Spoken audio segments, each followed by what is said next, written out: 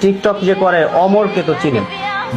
অমর একটা কথা বলছিল যে নিজেকে এমন ভাবে তৈরি করো যেন জীবনে বউ বিক্রি করে না খেতে হয়। নিজের এমন ভাবে প্রতিষ্ঠিত করো যাতে ভবিষ্যতে অনলাইনে তোমার বউ বাচ্চার ভিডিও বেচা না খাওয়া লাগবে। মানে হয় কিন্তু যারা স্বামী স্ত্রী নিয়ে ভিডিও করে ওদের উদ্দেশ্য করে কথাটা বলছে। আরে এত ইমানদার এত ইসলাম মসজিদে যাবে, ওরা তো মসজিদে যান একটাও। ওরা অমর আপনি কয়বার দেখছেন মসজিদে যাইতে? নামাজে দেখতেছি। আর একটা জিনিস জানাই রাখি, এইটা কিন্তু আমার প্রথম জুম্মা মানিকগঞ্জে। এর আগে আমি কখনো মানিকগঞ্জ আসি নাই তেমন ভাবে, আর জুম্মাও আসে নাই।